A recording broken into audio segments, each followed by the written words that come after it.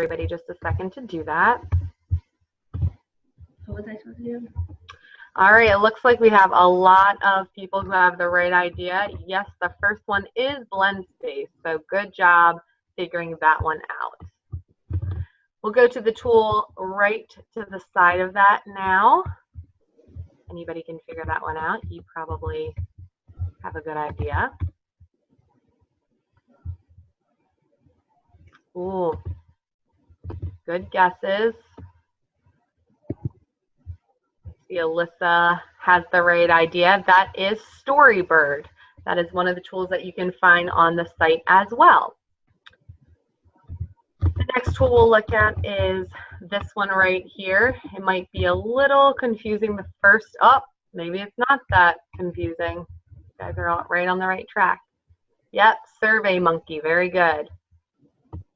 And then the last one pictured, see if you can figure out that one. This one I think is a little tricky. Oh. Boardmaker. Yes, this one is actually Boardmaker. So, Paddleman, that's good, Katie. This is actually the tool that was used in order to create all of them. It's a great tool that we will be talking not about in here, but you'll be able to see it on the site. It's really geared towards special ed a lot of the times, making picture schedules or doing first then charts. So it's a great tool for that. So great job. Thanks for playing along.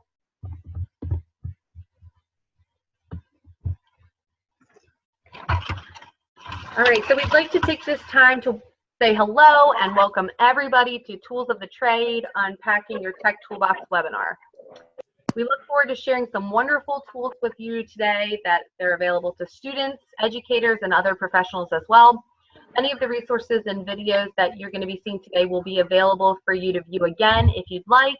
And please feel free to comment in the chat area or use the tool at the bottom of your screen to raise your hand if you have any questions or concerns throughout.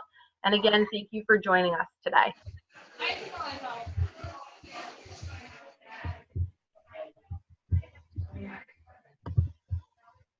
Hello, everyone. I am Barb Cosgrove, the Library Media Specialist at Oliver Beach Elementary. Hi, everybody. I'm Gina Cullison. I am a kindergarten teacher at Baltimore Highlands Elementary. My name is Jamie Schaller. I'm a special educator at White Oak School. And I'm Rebecca Talbot, and I'm the Teacher Academy Instructor at Eastern Technical School.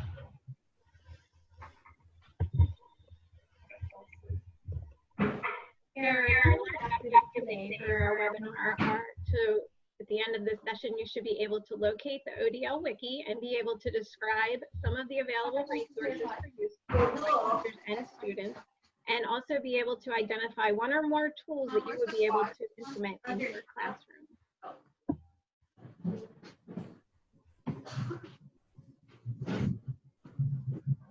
So this is the agenda for today's webinar. We're going to start with a quick poll, followed by brief instructions on how to access the wiki. You'll view a few short screencasts on the wiki itself and a few tools that you can find there.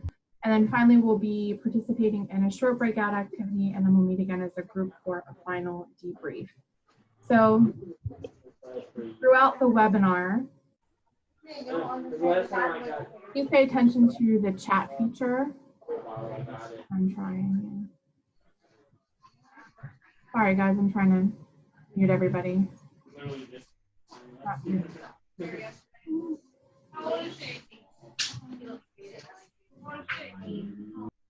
There we go. Okay. So throughout the webinar, please pay attention to the chat features. We'll be sending out links so that you can access various things. And also, please post any questions that you have in the chat feature if we don't get to them during discussion. Does anybody have any questions before we get started? Any hands raised or anything? All right.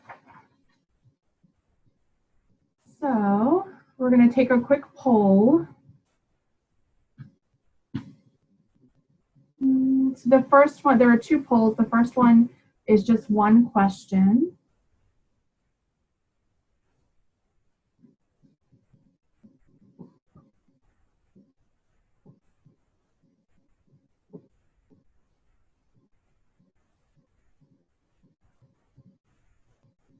All right, waiting on. Okay. All right, so it looks like all but 3 people are familiar with the wiki, so that's great. And now we're going to launch another second poll based on your response.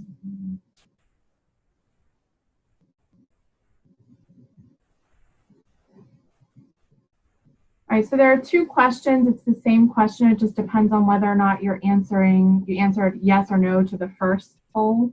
So choose whichever question fits with your response, and then for the other question, you can just select NA.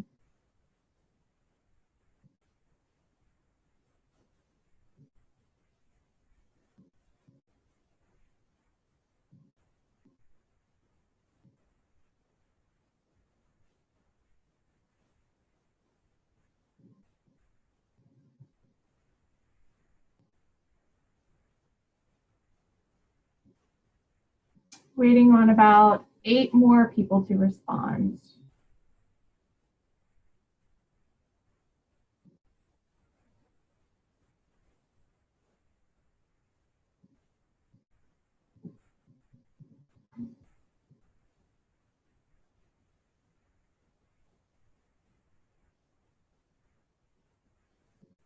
All right, 3 more people.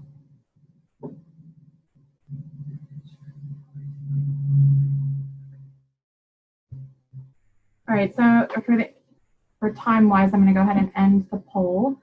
And it looks like the large majority of people are familiar with the digital citizenship, digital content section. For those of you who are familiar with it, and for those of you who are not, you are interested in learning about professional learning, instructional activities, and then P21 and learner-centered environment.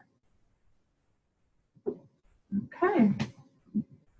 All right, so hopefully we'll provide you with some helpful information about the different tools in the wiki, or we'll give you a brief refresher if you are familiar with it but haven't used it in a while. All right, so there are 2 ways for you to access the wiki. So if you are a teacher or an administrator in BCPS, you can access it through BCPS 1 by logging in and selecting instructional tools and then selecting the ODL resource wiki, so you can see the icons on the screen that show you how to do that.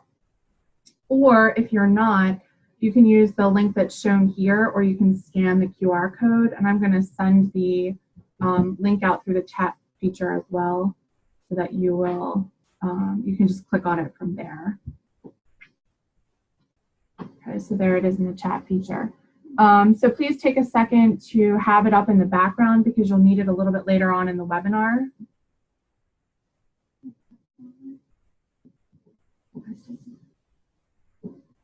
Please raise your hand if you need additional time to get set up.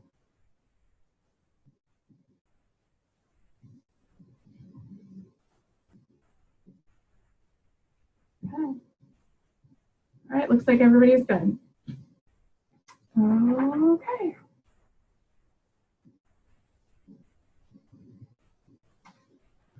So for the main content portion of our webinar, we're going to share 4 short screencasts with you, and the links will also be posted in the chat feature in case you want to copy them for later viewing. So as you're watching each one, just jot down some ideas about how you might use the information you're learning about. So that would be like your aha moment, or some questions that you still have about the content, and that would be your oh no moment. And then following each screencast, the presenter will take 2 questions or comments aloud. So if we don't get a chance to call on you during that portion, please feel free to share your question or comment in the chat feature, and we'll try to respond to those as we're moving through.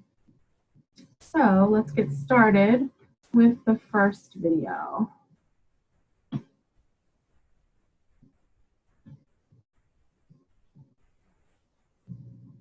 Office of Digital Learning's Resource Wiki is a great tool for teachers because it helps them to identify technology tools that can be used for instruction and provides them with a wealth of other information. So today I'm going to provide you with an overview of the ODL Resource Wiki so you can see what is available. What you see on your screen right now is the dashboard or main page, which has 12 main categories. I'm going to touch on a few important categories that are worth exploring when planning lessons and activities for students, and then I'm going to provide more specific information on 2 of the categories. The first category I want to touch on is the assistive technology category. So within this section, you can find specific information on tools and supports that you can use to enhance learning and provide accommodations for exceptional learners. The next category that I want to focus on is the copyright and fair use section. And this section provides a wealth of information about what teachers can and cannot do with content that they do not own, including your digital content. So it also provides information on how to access free content, including images, music, and videos, all of which you can use in your own lessons or you can have students use in their projects. So down here towards the bottom is information on how to access those different copyright-friendly resources for students. The third category is the P21 skills section. And this section recommends different tools that can be used to help students acquire and use skills and knowledge that's needed for success in the 21st century world. And so these different skills and tools would be an excellent thing to reference in an observation, for example. So it's something that you can point out that you're doing to help enhance your students' learning. The fourth category that I want to mention is the digital content section, which is located right here. And this refers basically to your databases and other content like BrainPop. So there's information on how to access these tools as well as how to provide direct links to them for your students. That's located actually right here. And this is especially helpful so that your students can access resources from home without having to have the user ID and password. So putting direct links into BCPS1 or into other tools that you might be using would be a good way for students to be able to get directly to those resources. Now, the main focus of our webinar is going to be on the tools that are available in the Toolbox Index. So if you click on this section that is the Toolbox Index right here, you'll see an explanation for how to use the page and then a list of technology tools that can be used for instruction, and that's further down. So as you may know, BCPS has implemented a new policy which restricts use of certain tools based on whether private student data is required for access. So the icons that are provided in this chart here will help you to determine which tools can be used by students, which can be used by teachers, and then which are already available, either through BCPS1 or on our HP devices. So if you scroll down to the index itself, you'll notice a table with a variety of information. So for each tool that's listed, the Office of Digital Learning has indicated who can use it. So is it accessible by teachers or students or both? Or is it something that is already installed on our devices or something that's available through BCPS1? Where it's located, so here's your visit is for online stuff, installed is for HP, BCPS1. How it's used, so in what ways would you use it in the classroom, and then your grade level, so what grade level would these resources best be used with. Now if you scroll down to the bottom of the page, you'll notice a table that refers to the various tags, and it defines each of the tags. So these tags can help you determine what tool to use based on its purpose.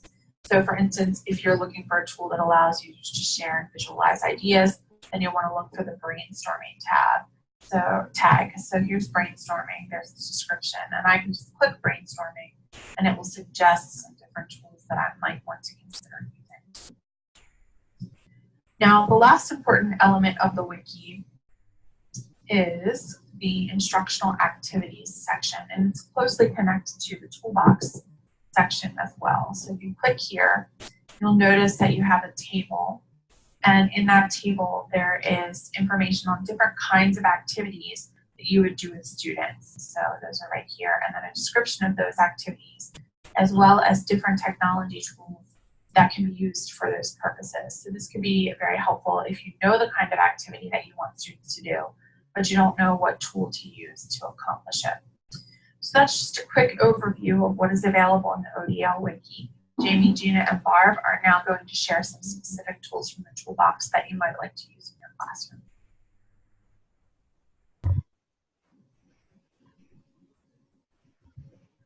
All right, so are there any questions or comments about how to use the ODL Wiki in general? You can raise your hand or unmute yourself.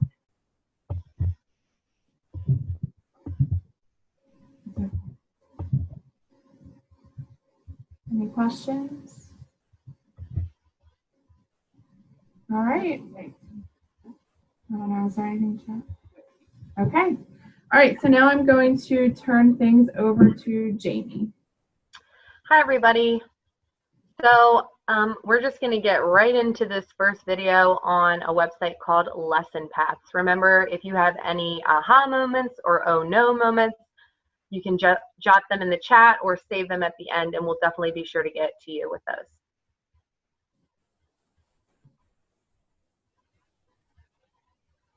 Sorry, we're just clicking through. There we go. The first tool that I'd like to share with you today can be found on the Toolbox Index under the Tools DLL section.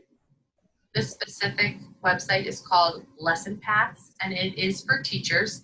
This is a great tool because teachers can create a playlist that pulls a ton of different resources, including blogs, videos, other links, and it's all located in one place. A lot of times when we have to leave different websites for students, we put them on BCPS lesson tiles, and students have to keep coming back and clicking that link. It sometimes is kind of crazy for them. They always give me an issue of they didn't look at all the things because they got confused.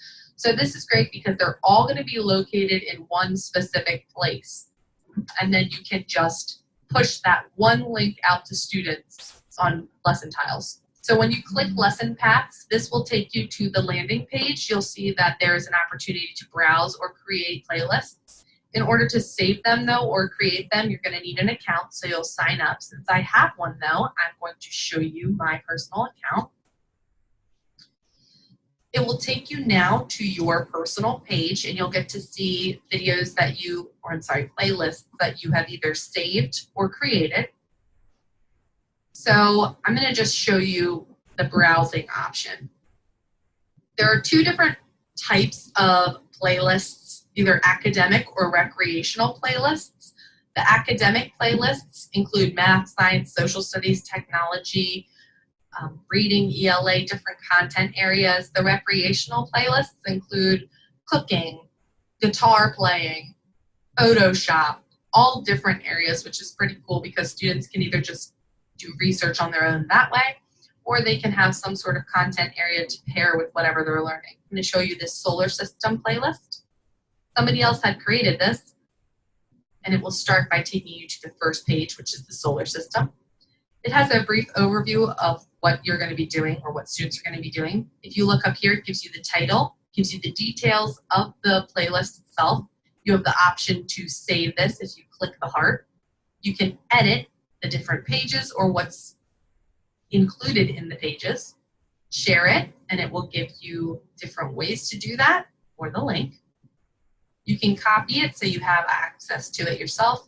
The next button will click you through the different steps in the playlist, and this bar right here will show you how many steps are left. So if you go through, you'll be able to see it gives them a website for different information, but then it doesn't have to be the exact same website the whole time. Here's a different website that they found that had different information, so they just embedded it right there. If you keep going too, really cool, you'll be able to see a YouTube embedded video, which sometimes I know we have difficulties with because students aren't able to access it, but this is cool because it's in there. And then at the end, the one step they have left is a little quiz question, which either I could edit and take out, or I could even add more if I wanted to. So that's just one example of many different playlists. If you want to create one, it will give you, you just click the create button and it will ask you a couple different things, what the goal is of this. I'm going to show you one that I have created. This playlist is for the 3rd grade science unit labeled Let Us Grow. Students were really into creating hydroponic lettuce growing systems. So I created a website or a playlist that pulled a different variety of websites. For example, the first page will have a picture of lettuce, and it will show a certain way that it's growing. And then when I click the next button, I try to see what they remembered. So I put in, how is this lettuce grown? Hopefully they would click hydroponically. And then when they click the next button, they have this really cool YouTube video, which gives a specific kid's introduction. I also had another really fun YouTube video. And then if I want to edit it and add more, there's this playlist button over here that will have an add button. You can add it. If you add it there, it will come right after where you were. So you can either paste a link, upload a file, write an article, or add a quiz. So for this, I'm going to found this article right here. I'm going to copy that and put it right in my playlist. So when I do that, I can give it a little bit of a description, and then I can change the thumbnail depending on what it is.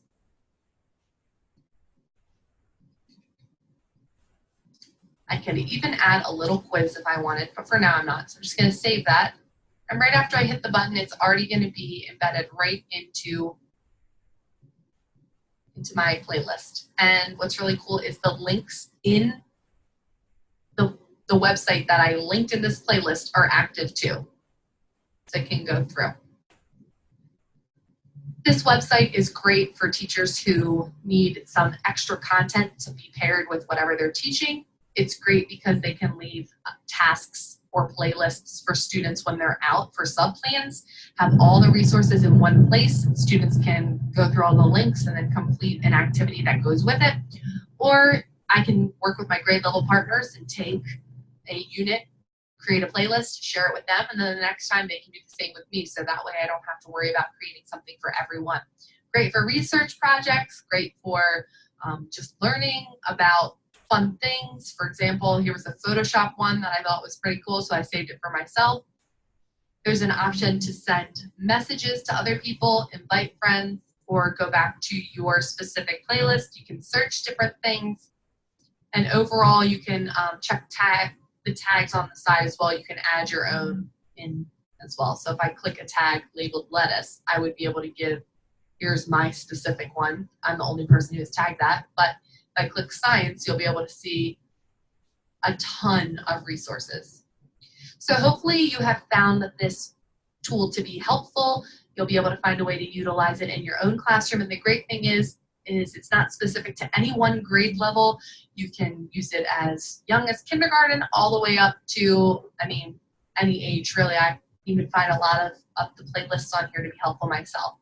So again, this is Lesson Paths, and it can be accessed on the Tools Index of the ODL Wiki.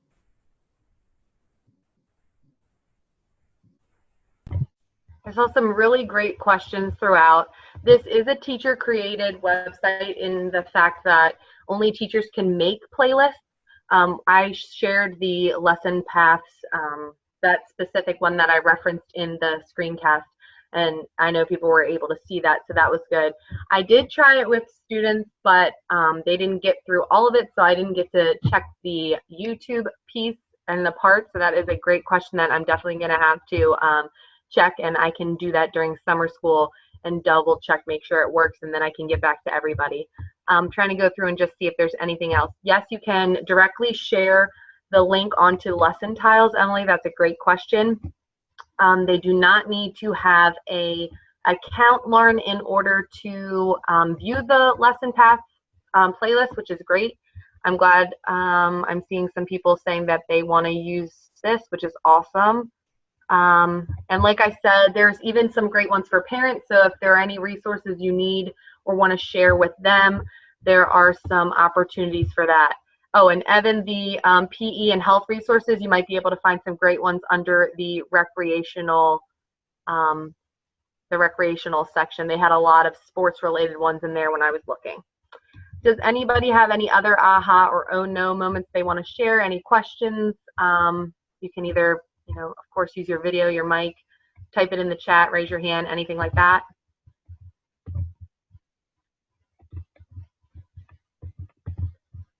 All right.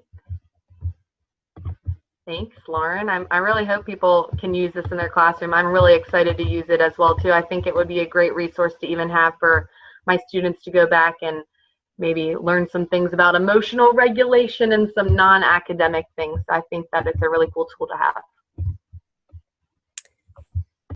All right, guys. Hello again. I am Gina, and I'm going to be discussing ClassDojo a little further.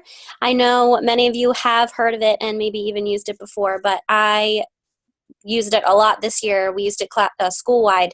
So I'm just going to talk a little bit more about the features that I really liked this year. And again, keep in mind any of those aha or oh no moments, or feel free to write them in the chat.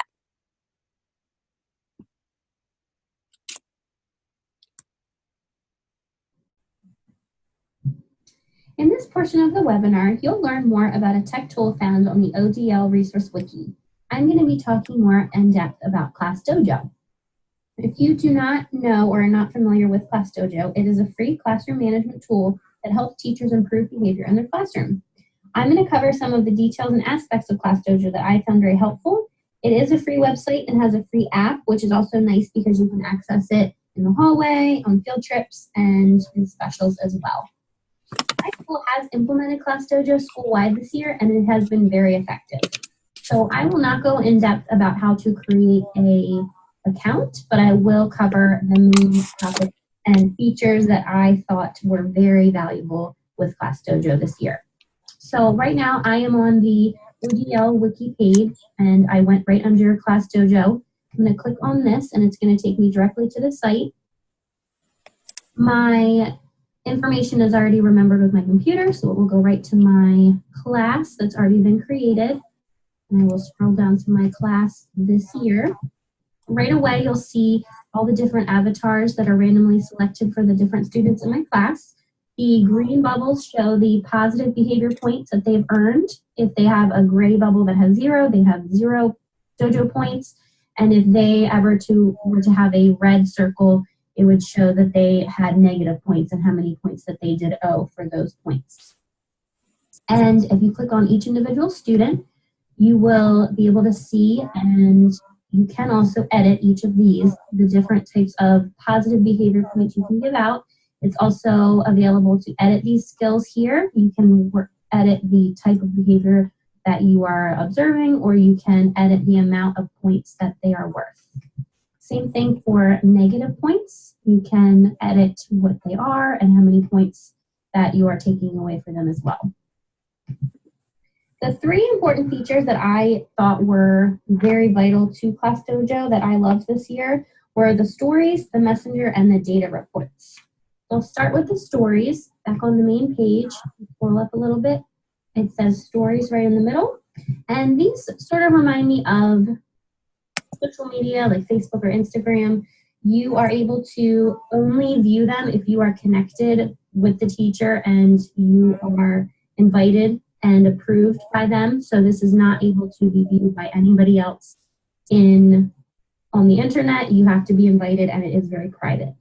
So to get connected with the parents, you can manually type in the parents' or family's email address, or you can get your invites here, and you're able to download the invitations actually in 27 different languages. And I think this is part of why this was so successful in my class this year. I have such a large Spanish-speaking population, and this was an easy way to give them more information about ClassDojo. There is a code that they enter in on their phone or computer to get connected, and it is a very nice way that they're able to understand what's going on and see this information in their own language so that they are familiar as well.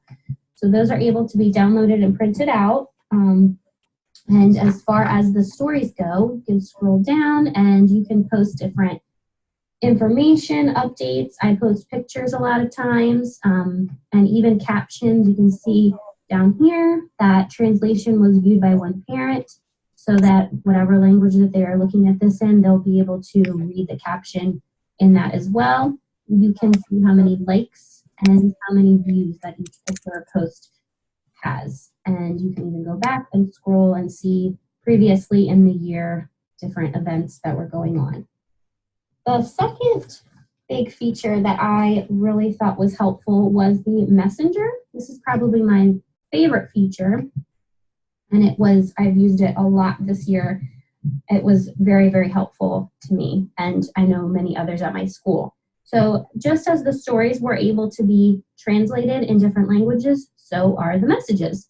You can type any sort of message to individual parents, or you can also send a message to the entire class, and that will have every parent receive that message. You can send out a reminder, messages, anything that you would like.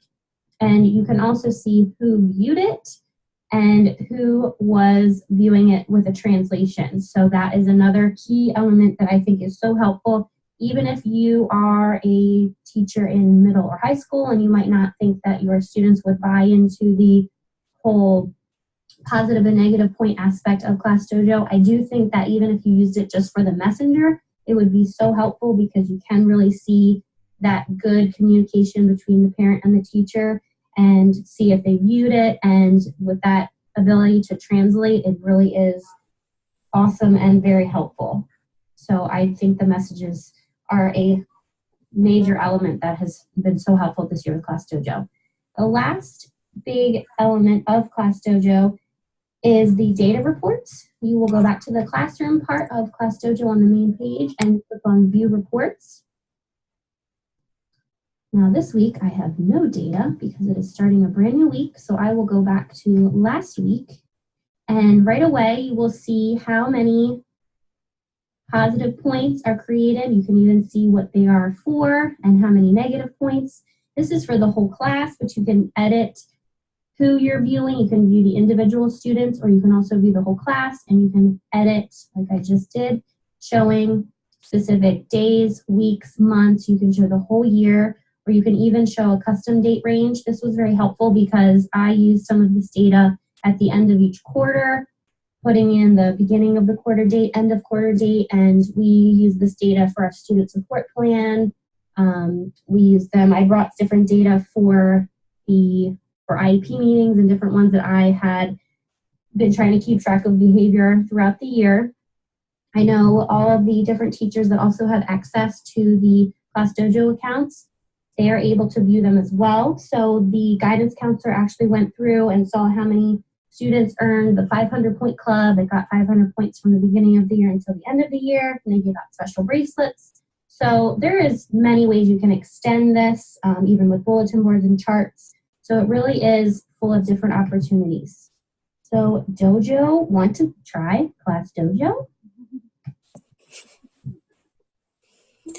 All right, guys. So the discussion's been really great in the chat so far. I know there's been some ideas about what to do with the incentives. I know it gets a little hard. Emily said homework passes was a good idea. I mentioned that I do have a behavior ladder with clips in their names just to show. I know it's hard for my little guys in the beginning of the year who don't know numbers and things like that. They don't really equate the points as easily as the more advanced grades do. So definitely those points, and like Jamie just said, I actually did it towards the end of the year, changing out points, cashing those in just to get more prizes or more points. Really, they really have bought into that, definitely. And the discussion's going really great. Feel free to continue this discussion, and I know we are ready to move on to the next topic, but does anyone have any other aha or oh no moments that came up about ClassDojo? All right, sounds good. Sending it over to Barb. Feel free to continue this discussion in the chat. Hello, everyone. There are a lot of great databases and a lot of great features for the BCPS students in the databases, and I am going to overview our last tool for you now.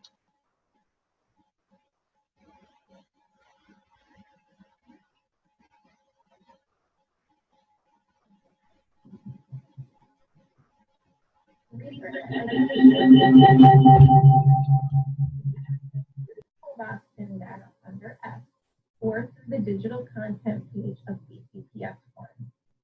STIRS is one of the many paid databases that BCPS students have access to. When you click on STIRS, you will come to this landing page where you can either do keyword searches or subject searches. We also have subject trees that are already broken out for you. And we have some other features at the bottom. We have animal facts, current events, pro-con leading issues, country facts and maps, nonfiction books, and science fair explorer. I'd like to share a couple of these with you. Pro-con leading issues will give you hot topics that your students may be interested in seeing both sides of a story. If we click on those, you can see that it will give you the topic overview and also an essential question. It then gives you the both sides of the story. It gives you alternate viewpoints. It always gives some visual literacy and some critical thinking questions. It would be a great resource for your students to research those hot topics. Another interesting one is the nonfiction book. This is a variety of ebooks that are nonfiction that many students would be very interested in. It has a lot of the eyewitness books, which are always hot checkouts in the library, and they would be able to access them all through the summer. Another interesting feature down here is the Science Fair Explorer. When you click on the Science Fair Explorer, these would be great experiments to either do in your classroom or for them to do at their home. When they click on a particular topic, they can see an experiment that they may be able to conduct either in the classroom or at home. All of the articles in STIRS has a listen feature for students that struggle with reading independently. It does have an electronic sounding voice. Try this March 24th, 2009. But it still would be a great resource if your students struggle with that independent reading. Another very cool feature is being able to narrow down your subject search by Lexile. When I type in my keyword of fertilizer, I can see that I have many resources that pop up over here. We have newspapers, magazines, references, some images, and a website. I can break that down further for my students by Lexile level, or I can come up here and just go Lexile levels low to high, or high to low, whatever you're looking for. And then it will give me those resources again and put them by Lexile or grade low to high. Another feature, I can do that from the beginning in the advanced search feature and just choose from the beginning either the source type that I would like or the grade level or even just the Lexile range. Another very impactful thing that STIRS Discover allows is this educators resources. They have great communication tools over here. There's blogs that are about ProQuest. There's an Edmodo community, a Pinterest community where you can get some newsletters up to keep up to date. And there's also very interesting tools over here for students. These are editable PDF tutorials for your students to practice those information literacy skills. They have a variety of activities that you can click on, some fiction resources, maps. Skills Discover is all interactive websites that will help your students with the different aspects of their learning. And we go back, we can also do a standards correlation. So we could search by Common Core Standards, English Language Arts, and then choose a standard that you are interested in working on with your students. Key ideas and details. And when I do that, it will give me reference resources that will highlight that feature for that Common Core resource. So I could choose one of these, and it will give me all of the resources that are available for that standard. I want to go back. It also will give you a spotlight of the month, which is kind of an interesting thing. Right now we're talking about the great outdoors, and it gives you a variety of topics related to that and articles that would pertain to that. Source Discoverer is basically a search engine of already vetted resources for your students, so it would be a great resource for them to use.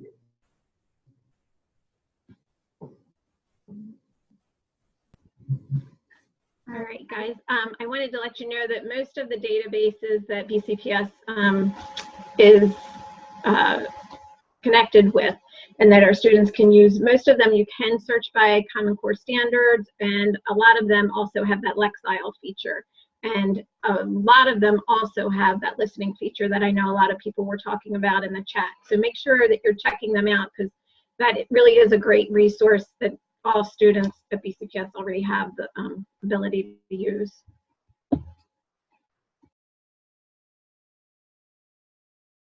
All right, guys. So to summarize and wrap everything up, we are moving on to our last activity.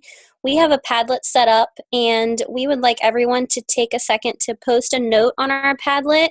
Rebecca just sent out the link at the bottom to everyone on the chat to easily access it.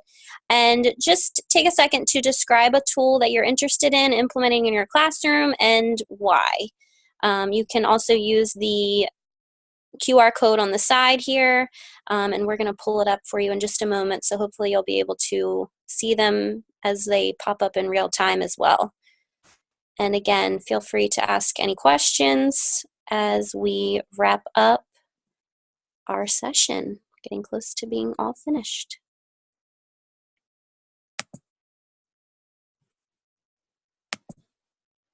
Wow, there's already a lot of great ideas. A lot of people interested in the lesson paths in ClassDojo. Like Tim said in the chat, I really like how he was thinking of putting his students in different groups for group competitions. I never thought of that or used it for that before, but that is a really great idea.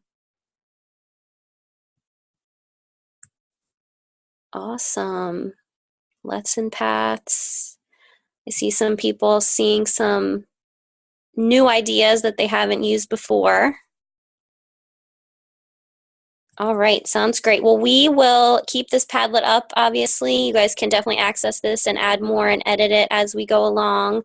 And definitely can access all of the different videos as well that we put in the link at the bottom.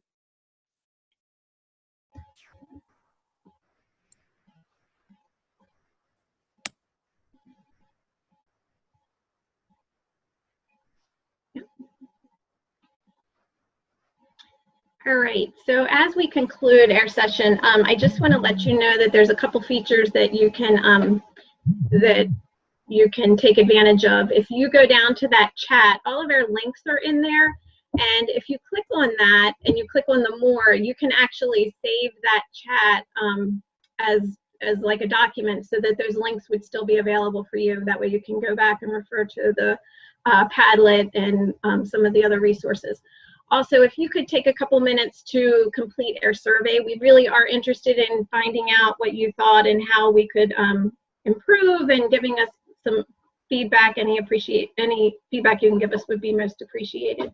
And the last question on our survey says that if you want more information about any of these resources or some of the other resources on the ODL Wiki, just to put your name in there and maybe your email, and one of us can get back to you. So that last question is optional, but if you're looking for more information, we'd be happy to get back with you on that. And Rebecca did just put the link to the SurveyMonkey in the chat. So thank you all for attending, and some of you we'll see in a little bit in our next webinar. Oh, and this is our email addresses if you need to get a hold of us. Thanks, guys. Thanks everyone. All right, Thank so you. we are wrapping up this first one. We'll take a break, and remember, you're coming back for the second webinar into a different URL, and Lauren sent it out, or you can access it in Moodle or via their invitation. I guess we can just close the room. So team one, don't close it yet. Rebecca, Gina, and Barb, and Jamie, stay on for a minute. Okay.